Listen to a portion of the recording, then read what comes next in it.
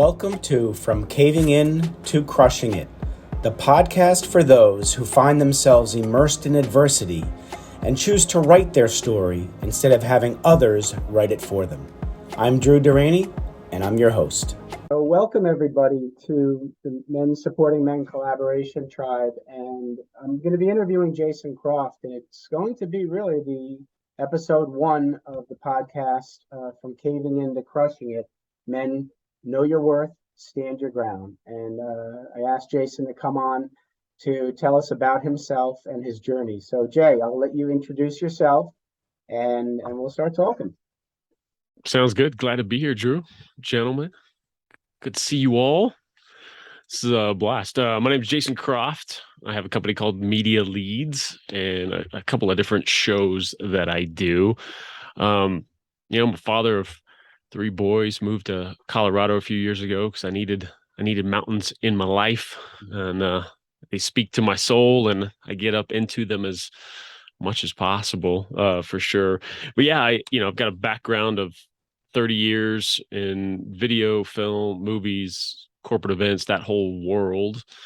And a few years ago, put myself in front of the camera, in front of the I guess it's behind the mic, in front of the camera, all those things, simply as a means of interviewing. Started out with a little marketing test, doing it, felt like I've got no business doing it, but I'm going to do it anyway. Found out I loved it, and that's the main thing that I do now, is helping other people create their shows and doing shows of my own. And that's the highlights right now. Well, you hit on something that I do want to talk to you about, because many of us fear failure and some of us have a fear of success. And I was talking to my 16-year-old daughter, and she said, Dad, how do people have a fear of success? I said, some people, if they don't have self-confidence and self-respect, and they think they're going to build something and screw it up, that's how some people can be. What I admire about what you said, Jason, is that you just thought about doing it, didn't know how to do it, but you did it anyway. Tell me about how you had that internal motivation to just go and try something without being afraid of failure or even success. Yeah, it's something that really was sort of my defining moment, defining decision, is a more of a thing than a moment. And I think, most of us, big transformations, they might come down to a decision. It's rarely like, I did this one thing and, everything was perfect after that, but that decision was really wanting to be that outgoing person, that connector. I read Malcolm Gladwell's Tipping Point, way back years ago when it came out. And, he's describing the 3 types of people, like the mavens, the connectors, and totally blanking on the third one. But that connector person, that role, just knows everybody, brings people together, does all of that. I sat there reading that. I was like, oh my God, I still get chills thinking about it right now, because I was just like, that's what I want to be. That's what I want to do. And the weird part was that I was the furthest thing in the world from it. Right. I was the guy that, man, if I could possibly get myself to go to some networking deal, standing, against the wall, hoping maybe somebody, says hi to me first, all that. And, a few things happened. There was that decision that I want to be that. I want to be better at this. And then a few things came together all at once, kind of the perfect storm to make it happen. Number one was that decision, right? So then after that, I got really purposeful with, I'm reading about how to network better, how to connect with people, how to talk to people better, just how to, watching those videos, like how to present yourself and do this and do that. And so just that skill set fascinates me. I think turning 40 was one of those things that, I don't know, there was something to like, oh, I don't give a crap what people think. Like, I just like all of a sudden realized it. I'm like, oh, who cares, And Right. so then I'm busting through the doors of a networking room. Hey, what's up, everybody? Like just Yeah. that little decision. Right. I mean, that's a big filter to put everything through. If you don't care anymore, you're not worried about it anymore. Right. Um, and then along that same time, I started a show called Startup Dallas. I worked for a video production company when I was back in Dallas. Mhm. And just as a marketing idea, it's kind of discovered the startup community and thought they would be perfect, you know, just a whole avenue for, selling video production services Mhm. that, Mhm. was my role, marketing and sales. Right. And I was like, oh, well, this is cool. I'm just, I always look for that unique thing to kind of figure that out and get in front of people and talk to people instead of just like, hey, you want to buy this? Hey, you want to buy this? Right. And we're sitting here with a studio, we've got all the gear, all the space. I was like, we could just kind of start a show, interview the people who, we'd love to eventually be clients and all that kind of stuff. Mhm. I mean, nobody else is going to sit in the chair and do the interviews. I'll do it, what the heck. Right. Right. And that was all of those things coming together just changed everything because again, it wasn't that, oh, I want to be this great TV personality person. And Right. that was the, like the trajectory. It was certainly I wanted to be that connector. I wanted to be that person. But then it was just sort of a means to an end to sit in the chair and host this. Right. But then what that did, unbeknownst to me when I was starting it, Mhm. was it just lit something up in me. I was like, holy smokes, this is it. Like I Yeah. love this. And it wasn't Right. um necessarily the camera part or anything like that. It was that connection. It was that interviewing that other person that I was across from. And from there, when I left that company, I knew I had to keep this going because that was just a part of my soul now, that I Right. figured out. And it's been a blast, that lit, I mean, that changed my entire trajectory. Like everything I do now has to have that component going on, whether it's the Okay. main thing or a piece of it. And so that's, it's one of those things that it's good that it's functional. There's a use for it, but it's Right. also like, I've got to do this, it's Absolutely. so much fun. So if you hadn't picked up that book, Tipping Point by Malcolm Gladwell, where do you think you'd be? I don't know. That's always tough. It would it have been something else? Would I still have done maybe the show thing down the road Right. Right. because it was still just a marketing idea? Yeah. Who knows? But it was something that it allowed me to just it painted that picture, right? Yeah. Like, Right. oh, that's it. Like these vague things of I'd like this quality or I'd like that quality. It was like Mhm. that's the thing. And so I went from, you know, being the furthest thing from that, like I Yeah. said, Right. to 2-3 years later, I've got, one of the top like connector people in Right. Dallas Yeah. calling me because she needs this type of person at her next event. Hey, I know you know everybody. Can you do that? And it was one of those little moments I was like, oh, that's cool. Like Yeah. that's neat, to kind of navigate that. And again, I think we all need those things too to look back on Mhm. Mhm. and go, oh yeah, this wasn't just happenstance. You Right. did these things to make this end goal happen. Absolutely. What's next? Because Yeah. we always have something else we want to do. And when we haven't done it at all, it's so easy to just go, like, I don't, all we have to compare it to are the people who are already successful and already doing it.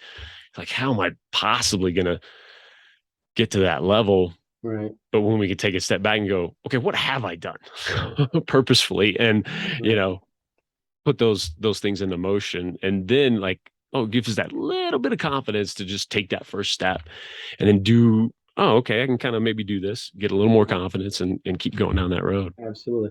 A lot of people don't get that taste of I have to do this. We have a lot of people, men especially, who don't have something to look forward to, right? And they don't realize that they control whether or not there's something to look forward to. So with you, how old were you when you picked up that book? Out of curiosity, do you remember? Oh gosh. It would have been, what do you think? Like, I can't remember the year that the book came out. Maybe 2012, maybe 10 years ago. Okay, so in your 2012, 2013, somewhere in there. okay, Yeah. all right. So I'm wondering where were you in your life at that time that made you really think about wanting to find out who you are? Because did you know your purpose back then, or did you discover your purpose around that time? Oh gosh. Well, I mean, my main drive, Hmm. like from high school until about 2010, was film, movies, making movies. That was it. It was one of those, like, I knew in my soul that if somebody handed me $100 million, it would be like, okay, what are you gonna do now? I'm going to take this money and make movie. You know, it was like Got it. Right. it wasn't like that quit and go do something else. Mhm. And so that was my main driver for the longest time Right. until that was the weirdest thing. But there was a time it just that passion and desire just went away. I had plenty of, I mean, that's just what I did, at all Right. different variations, from shooting and lighting and producing and doing all that. Hmm. And that was almost a switch, like a light switch being turned off. That was the strangest thing, that desire and that passion, it went away almost overnight. Like, Wow. I was physically ill at the thought of being on a set. I mean, it was crazy. And so there was some time in there for sure of, like, now what? Because Now what? Right. that's been it. Like, that's been the North Star, right? Hmm. Forever. Um, what filled that, and a little bit of crossover there, as I was getting interested in producing when I was making Hmm. movies and all of that, which is very much the logistic side, the business side, all of that, Right. which I loved as much as the creative shooting and lighting side. That enjoyment and passion kind of came in there, that love of business, specifically marketing and Right. sales. Right. Um, and so that sort of sent me down that path, which, Right. just kind of following that. And Yeah. Well, no, something I've been actually working on for myself, and it's been very interesting to see it. Is I've had my business life has been, and then I look at the timeline and I overlay what was happening in my personal life at the same time stuff was happening in my professional. So I'd like to ask you, if I can get a little personal question, is um, around that time, let's say 2012. I know you've told me you've gone through a divorce like I have.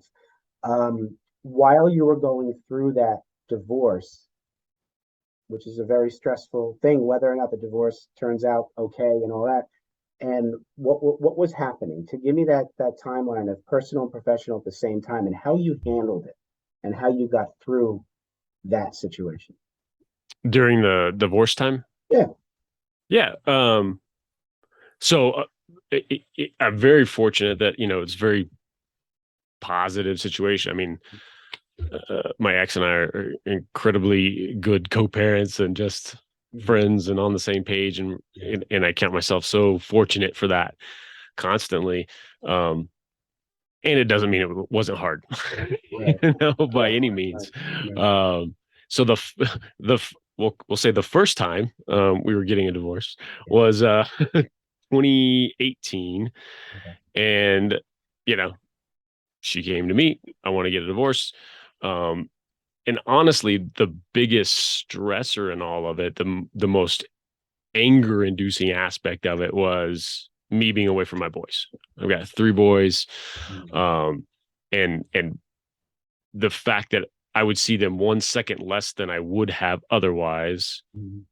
like, that's, mm-mm, you know, that's the most anger of the Of situation. course. Of course. So we were still living in the same place, for a couple of months, and um, won't go into all the details and stuff, but Yeah.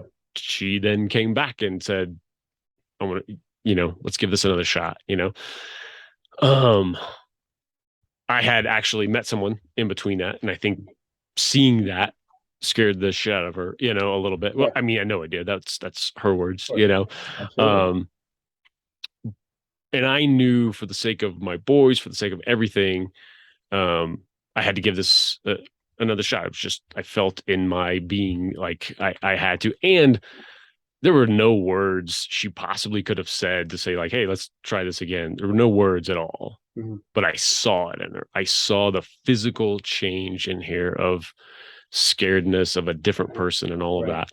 that. And that was hard, of course, Right. ending things with who I'd met and going back into this. But Right. for a year and a half, she was a different person. Like, I mean, it Okay. was amazing. Like in all the best ways for her sake, for my sake, everything, Absolutely. Right. Um, and then started, about a year and a half into that. Fortunately, we got up to Colorado. We've been wanting to get up here for years.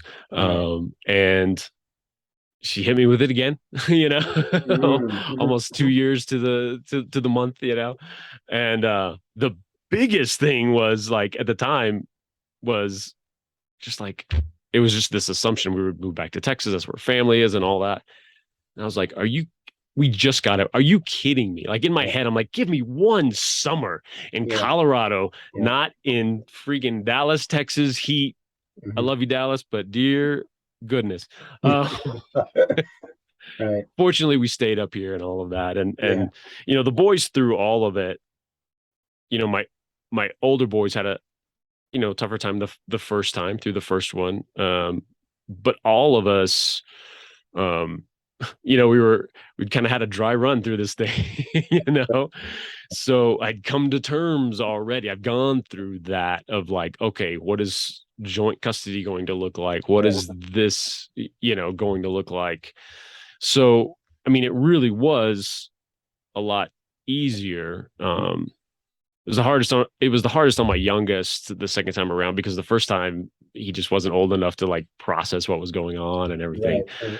Right. Um, and so, it's been really good. I mean, it's been nothing but open communication and Hmm. really just great stuff. I mean, I don't know if it's a main reason why, but I remember having, I had that positive the positive role models.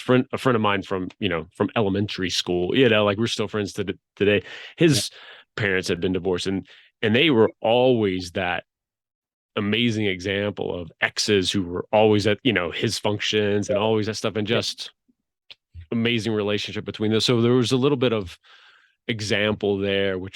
which was great, Yeah. and we've seen it when we've all seen it and heard the stories. And when we were going through our divorce, we had friends of ours who just happened to be going through it at the same time that Yeah. just, I mean, you talk about the complete opposite, and Right. just felt so bad.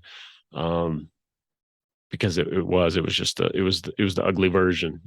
Absolutely. Absolutely. So you mentioned about positive role models when you were going through that. Can you think about, growing up? Who was your mentor, your role model growing up? So raised by my mom, single mom. Mhm. She certainly gave me that foundation of, oh, you too. Yeah. Yeah. She gave me that foundation of love, which is really a kind of miracle, because she didn't have it. She wasn't supported that way, the way she just somehow knew that she was going to, love her kid and give that, that support and foundation. So I Yeah. had that from day one. Yeah. We had our rough patch, as I became a person Of course. of my Yeah. own Yeah. Yeah. and off on my own. And that led to, a lot of things, we get Yeah. into or not. But we're back to, a good relationship again, which is good. Right. Uh, but and then my grandparents were, I spent, I mean, all my time, with them, certainly all Mhm. summers with them. and Right. and they were really my role models in, um, just hard work, that work ethic, Right. entrepreneurialism, Yeah. all of that, which I mean was always kind of in me from, I mean, they tell me stories of being 5 or 6 years old, standing out on the side of the road, like selling rocks that I'd found, like putting Well, out there to cars that Jason came by, selling rocks. All right. yeah. That's And, but yeah, just getting that mentorship. And then, it's wild. I kind of, I had that father figure through a big span of time from my senior year of high school, getting my first internship with a video production company. right. Um, Ended up working there for 5 years, had a great sort of father figure, Yeah. with the guy who ran that company. And Yeah. then that it was almost like a handoff as I went, um, found the film program in college that I was in, and he was, a dad to all of us and just an amazing mentor, Yeah. Yeah. So it was interesting to, to to find those role models and those people to look to. Absolutely. Absolutely. That's very, very important. I was just I just we just launched a podcast with my son, and he wanted me to do a podcast with him. And he told me, which surprised me, but I should guess I shouldn't be surprised. He told me that as far back as 4 years ago, he didn't see me as his mentor or a role model. It was his grandfather, my dad, Oh because wow. he felt, and he just hadn't been able to articulate his emotions for years. He had seen me running around, the issues with the marriage and working in the hospitals, and that when I was home, I really wasn't home. I was physically there, but not mentally. He picked up on that. Mm, And it's only been since my dad passed away in the last year and a half. He told me this just a couple of days ago that now he sees me as a mentor and a role model because I'm paying attention to him. And I didn't wow. realize at the time that I was acting that way. And instead of taking it personally and getting upset, I said, you know what, I got to do things differently. And so the whole thing about mentor is so important because a lot of us men go without a mentor Mm. for whatever reason, and it doesn't have to be your father. If it can't be your father, it can be somebody else.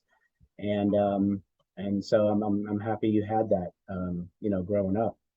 Yeah, And it's wild. We're all we are that role model, whether we're conscious of it or not. mhm, mhm, So we've all learned, you yeah, know, and so the sooner and the better you can get aware of that and then be yeah, purposeful and, you know, it doesn't have to be, that's the thing, like, if you care about being a father, which I yeah, personally do, yeah, then, it can get big, right? It can get like, oh my gosh, I've got to be this exact, I've got to do this and I've got to do that. And sometimes that right, leads to withholding the bad stuff or right, right, not expressing yourself. Or in my case, I think it's been, I'm go I've got to get this thing done before I can mhm, really be an example to my kid. I have to make X amount of, I have to accomplish this next goal or this.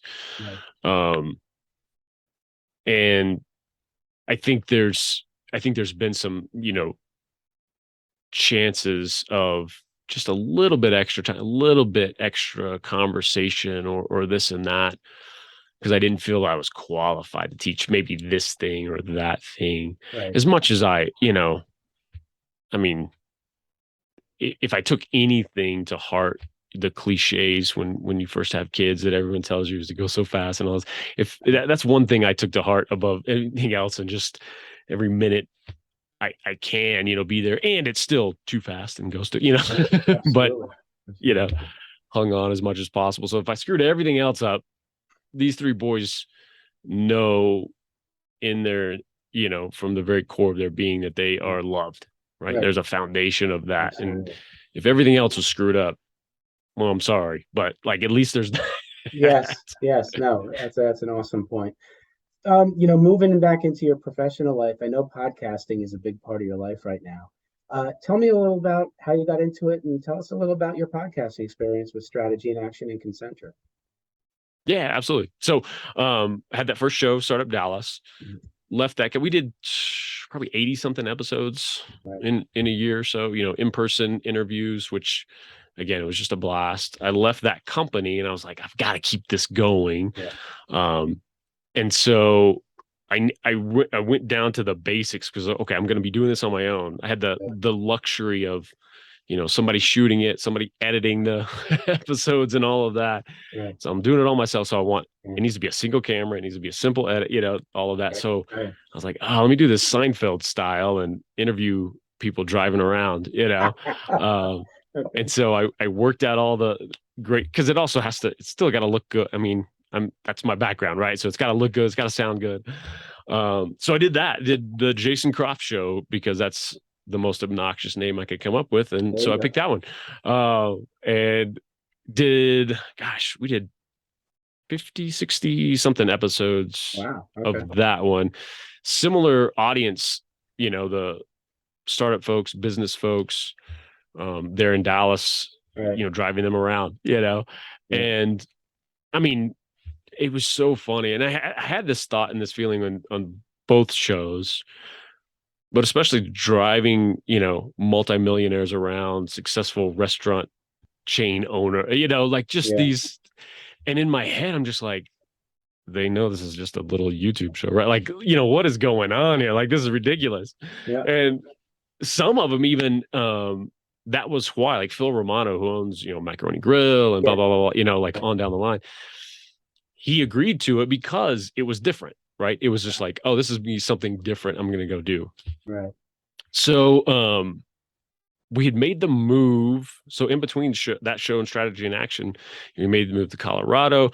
I was still, in-person interviews. That's just what I want to do and all of that. And again, one of the benefits of the pandemic was being forced to figure out this remote version, right? And I'm so grateful of it because obviously that opened up my world of who I can interview and the audiences and everything.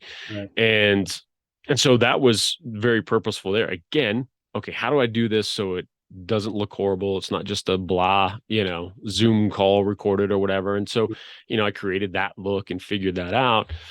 And when I launched, had a business partner, and we were both interviewing folks and stuff like that for a few episodes. And I just took all that, back over.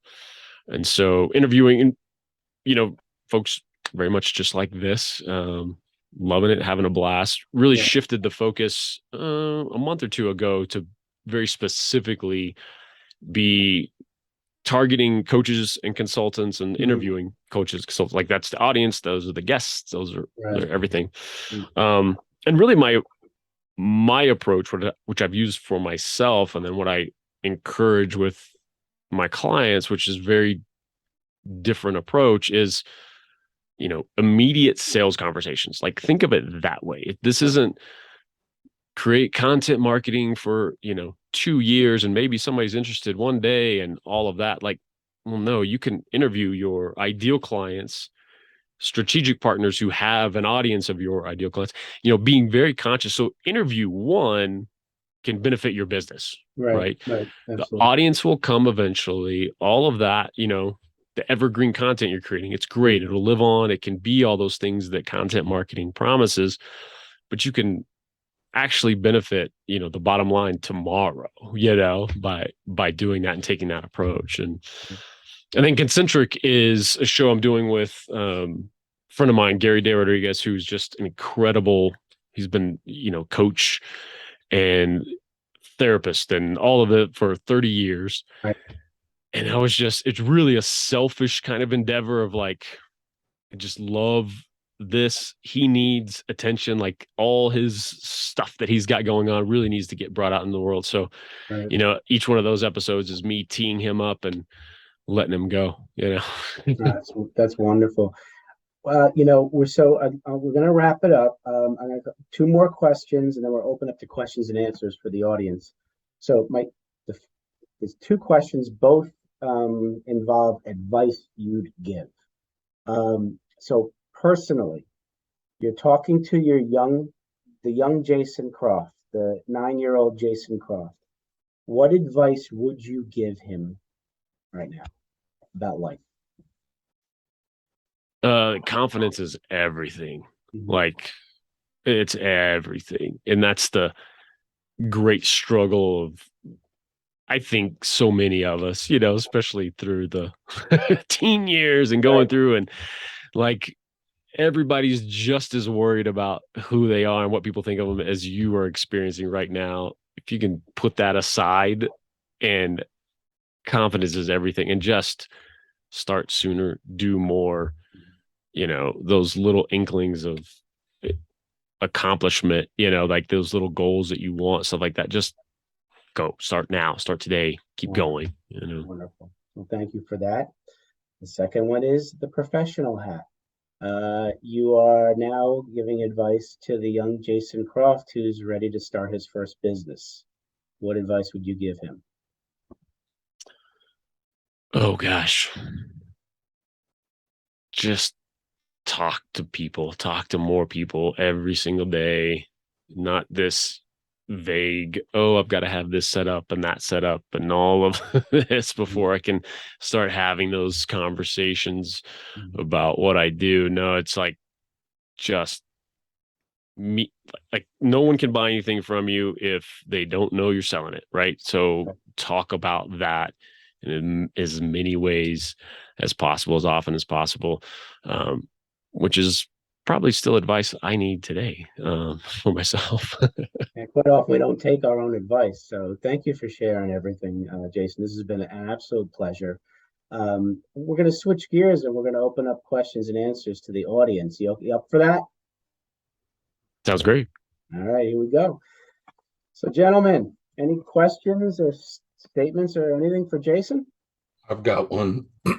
So, during all of my transitions, there was always a financial aspect of it that, I didn't hear through this because, going like with you going through a divorce, changing careers, you know, I've been let go from one place and went, oh man, what am I going to do now? Like you stated before.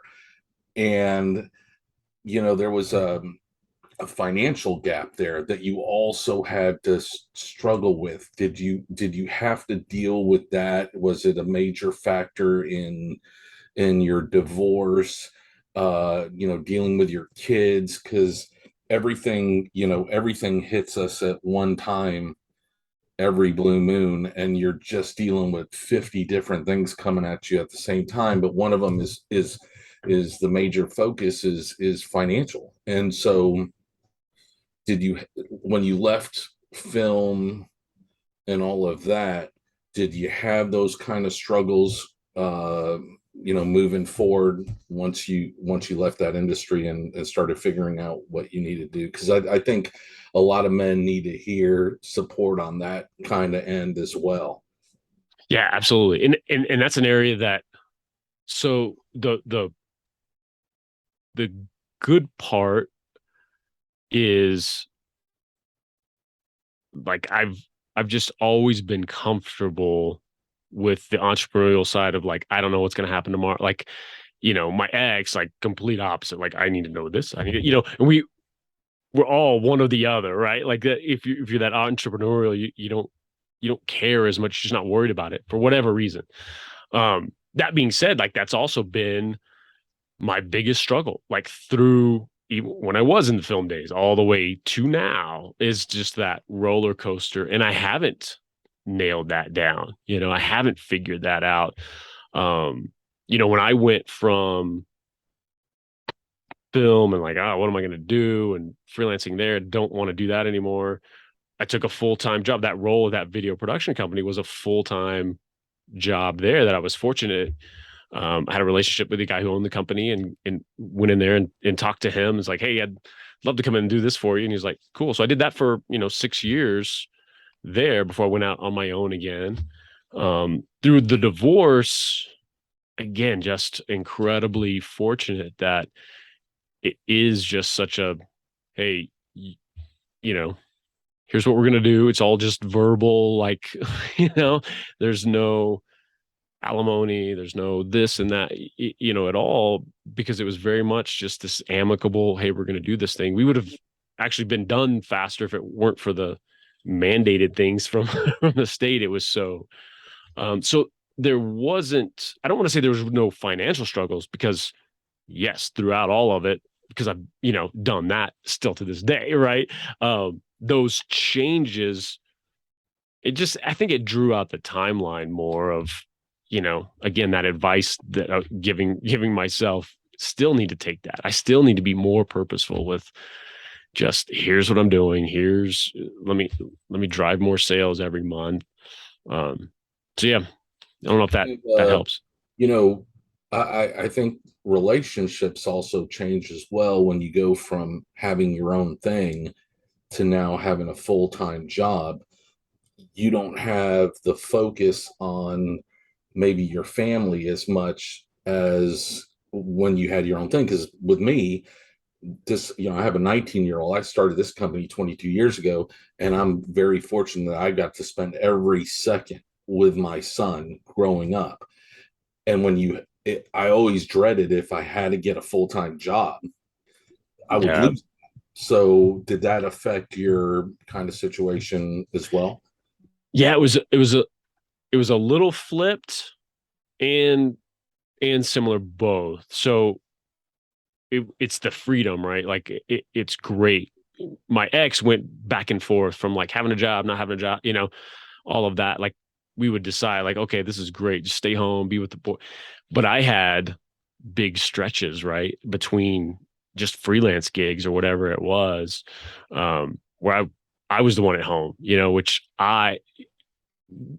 she still didn't ever believe me, but I loved it. I loved so much, like being home, being with those boys.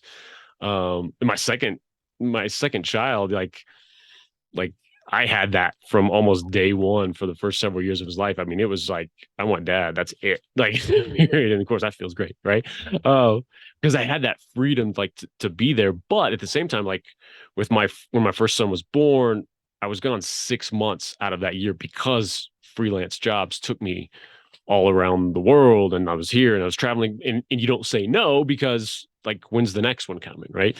And so that's why it was a little bit flipped, where when I took the full-time job in 2010, it allowed me to have just this regular schedule. I wasn't, traveling like crazy. We knew what was coming in, and, so it actually brought some stability there.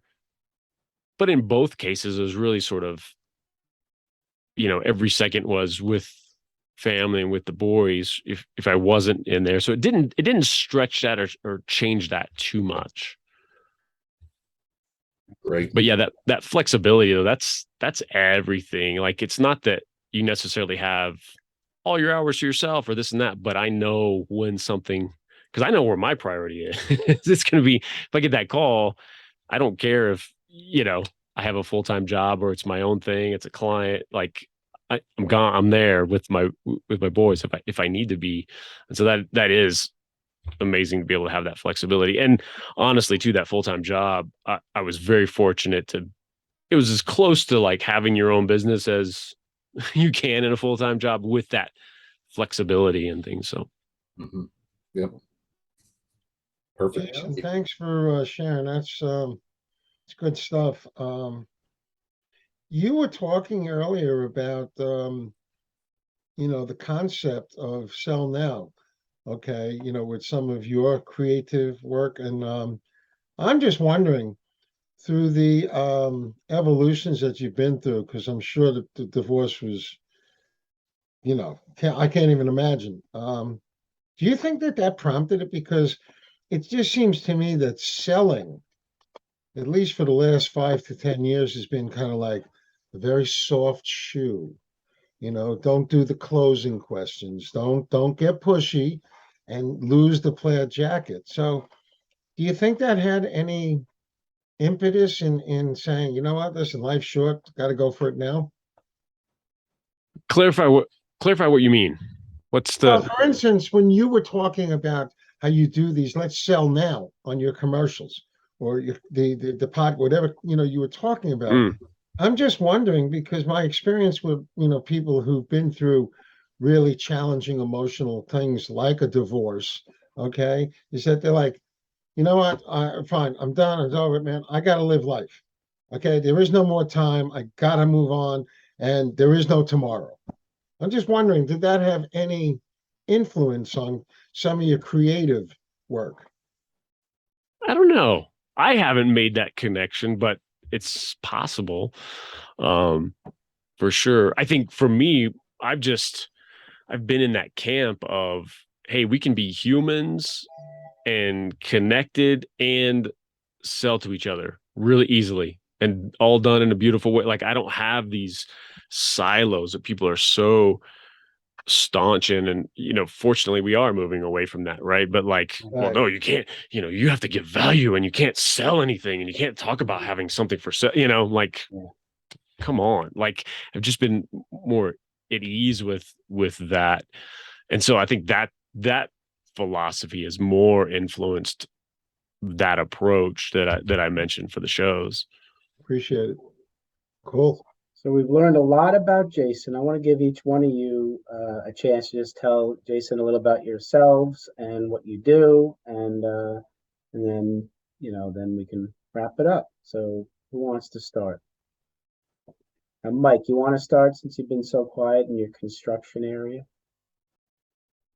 Yeah, so I'm Mike Van Pelt. I'm a men's life coach. I have True Man Life Coaching, and I do a podcast as well, the True Man Podcast. And what's amazing is I found this incredibly hard to sit through because I wasn't asking questions or giving answers, and it was fantastic. So this was actually brutal for me. Okay, I'm going to tell you. Oh, that's But great. Jason, man, great. It was great hearing your story. I can relate to so many things you were talking about, especially from the podcast area, and so it was really hard for me not to jump in. But yeah, so I basically help men, and that's my quest in life. But the podcast is a big part of it because I love it. It's become a part of me, like it has you. So it was cool to hear that. Thanks for sharing. That's awesome. Appreciate it. Thanks. Fred, tell us a little about yourself. Sure. So my name is Fred Costa. I'm CEO of NSC Information Technology Group here in Houston, Texas. We're a 22-year-old managed service provider, IT outsourcing company, cyber disaster recovery planning. So companies will outsource their complete IT departments to us. We focus on 25 to 5,000 employees. And I've had 38 years of information technology experience as well. So way before I worked for corporations and those type of things. I really appreciate you telling your story because I think we've all gone through transitions. I haven't gone through a divorce. I hope I never have to, but the transitions from leaving one job to the next and worrying about that and all the struggles within family and how certain things happen throughout your life that, I mean, you can make one decision and it'll just derail everything into another direction. So I really appreciate your story. Awesome. Thank you. Jason, I'm Scott Lask. I'm the owner and founder of the Wealth Management Group. We're a boutique wealth advisory, and we tend to focus more on people's emotional relationship with money, how they think about money, their greed versus fear emotions, and keeping an eye on economic policy because that's what drives everything. And that's why you're paying. I mean, I saw one store. It's over $8 for a dozen and a half eggs. It's like you got to ask yourself, what?